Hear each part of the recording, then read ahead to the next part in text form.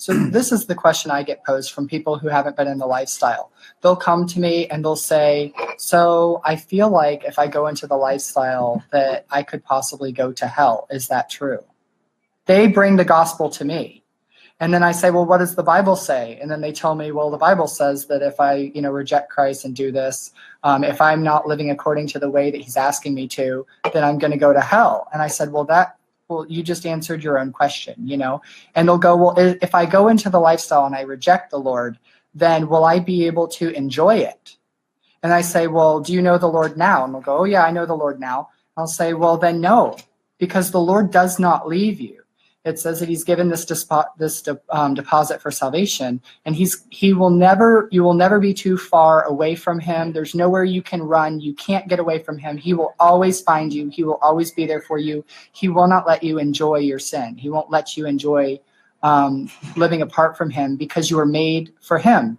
And so these are the questions that I get. People will say, can I outrun God if I can outrun my parents, my friends, my church, and all of this? Mm-hmm. I'm like, I'm sorry, but no. I've tried outrunning him. You can't outrun him. He will keep after you. He'll refresh your conscience. You just can't. And so these are some of the things that we talk about that they actually ask me. This is something that they have felt led to ask me. And they're asking because of my personal experience. I mean, this is what I've experienced.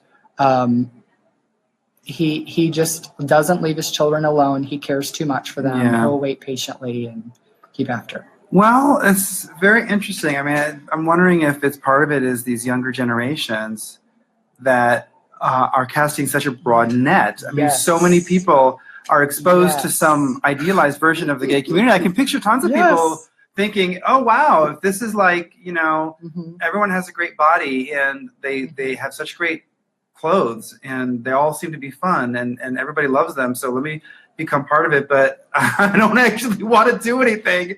It's kind of weird. Also, because we are in a situation where being gay there's an incentive to it. I mean, you get things for being gay.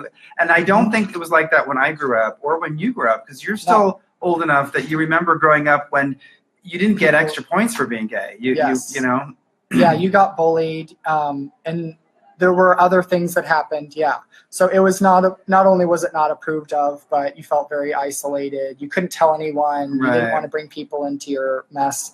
But yeah, this is something where one thing that that these liberal things have happened, with gay marriage, is it opened the door for younger and younger people to voice the way they've been feeling, where they didn't feel like they could. Yeah.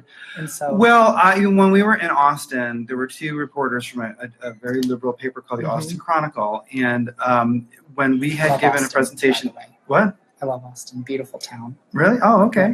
Well, we were there. We gave a presentation at a library about the problems with the LGBT curriculum in the schools. And there were these two activists there who, they got very aggressive with us. And they said, when we teach people to be accepting of LGBT relationships, we're not teaching them about sex.